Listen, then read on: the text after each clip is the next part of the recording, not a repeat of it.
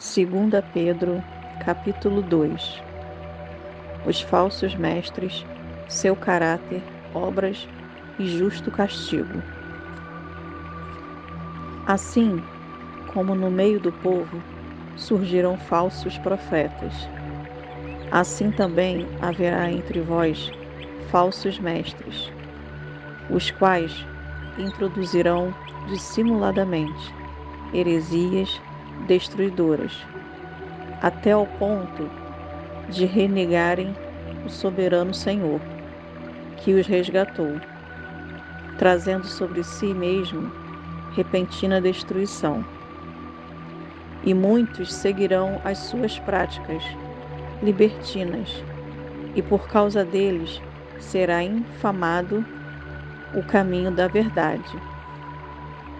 Também, movidos por avareza, farão comércio de vós, com palavras fictícias, para eles o juízo lavrado a longo tempo não tarda, e a sua destruição não dorme.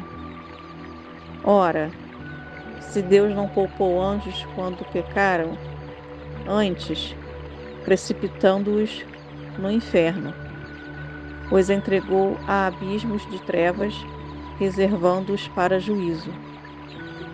E não poupou o mundo antigo, mas preservou a Noé, pregador da justiça, e mais 7 pessoas, quando fez vir o dilúvio sobre o mundo de ímpios, e reduzindo a cinzas as cidades de Sodoma e Gomorra, ordenou-as à ruína completa, tendo-as posto como exemplo a quantos venham a viver impiamente. E livrou o justo Ló, afligido pelo procedimento libertino daqueles insubordinados. Porque este justo, pelo que via e ouvia, quando habitava entre eles, atormentava a sua alma justa cada dia, por causa das obras iníquas daqueles.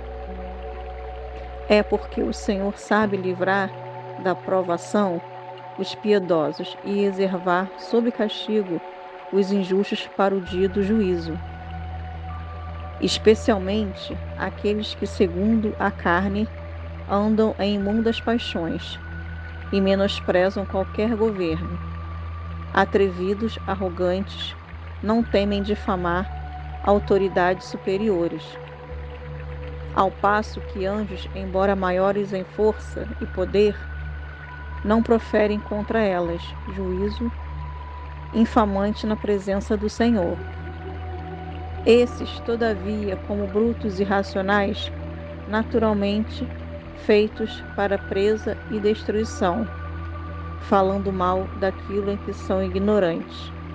Na sua destruição também hão de ser destruídos, recebendo injustiça por salário da injustiça que praticam, considerando como prazer a sua luxúria carnal em pleno dia, quais nódoas e deformidades eles se regalam nas suas próprias mistificações, enquanto banqueteiam junto convosco, tendo os olhos cheios de adultério e insaciáveis no pecado, engodando almas inconstantes, tendo o coração exercitado na avareza, filhos malditos.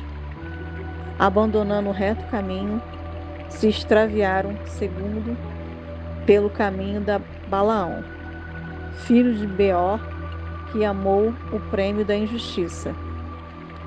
Recebeu, porém, castigo da sua transgressão, a saber, um mundo animal de carga, falando com voz humana, refreou a insensatez do profeta.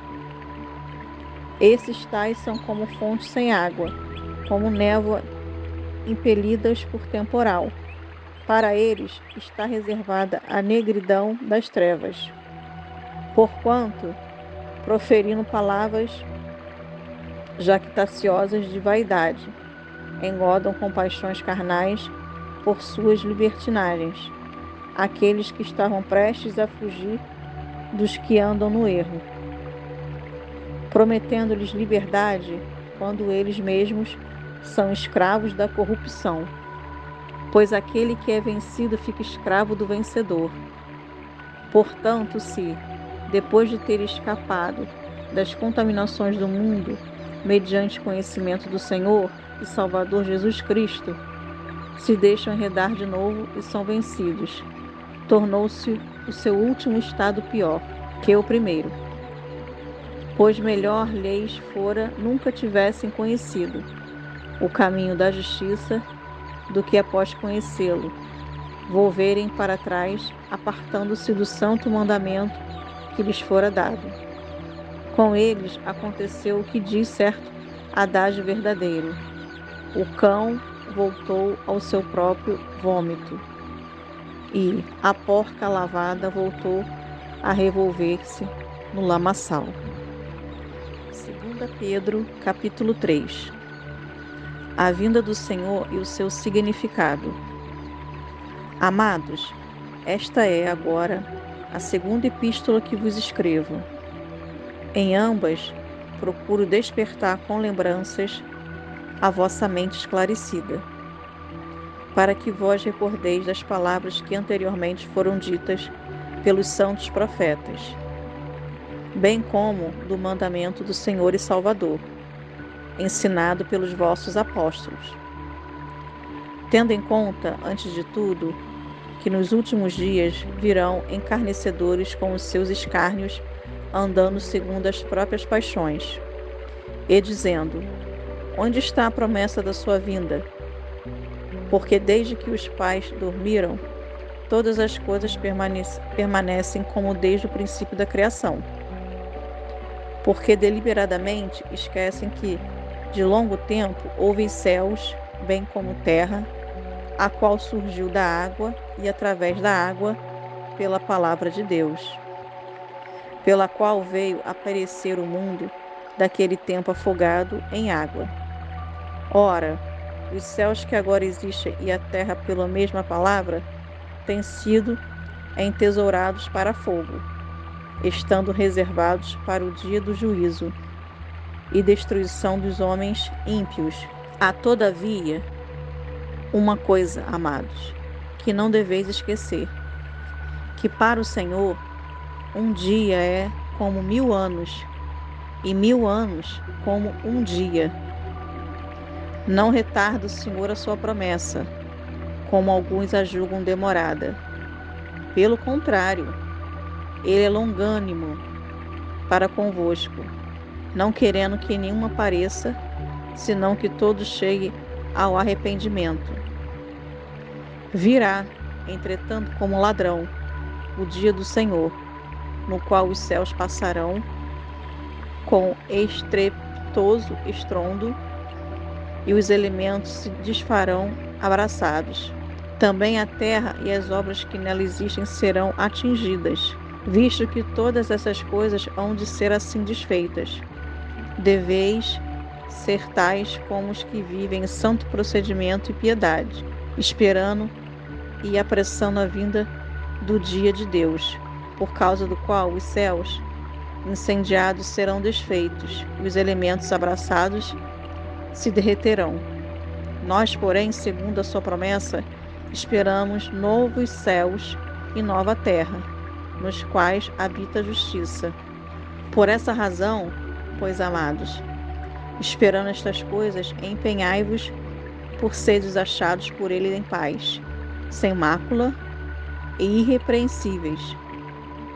E tende por salvação longanimidade de nosso Senhor, como igualmente nosso amado irmão Paulo vos escreveu, segundo a sabedoria que lhes foi dada. Ao falar acerca destes assuntos, como de fato costuma fazer em todas as suas epístolas, nas quais há certas coisas difíceis de entender, que os ignorantes e instáveis deturpam, como também deturpam as demais escrituras, para a própria destruição deles. Vós, pois, amados, prevenidos como estáis de antemão, acatelai-vos, não suceda que, arrastados pelo erro desses insubordinados, descaia da vossa própria firmeza. Antes, crescei na graça e no conhecimento do nosso Senhor e Salvador Jesus Cristo. A Ele seja a glória, tanto agora como no dia eterno.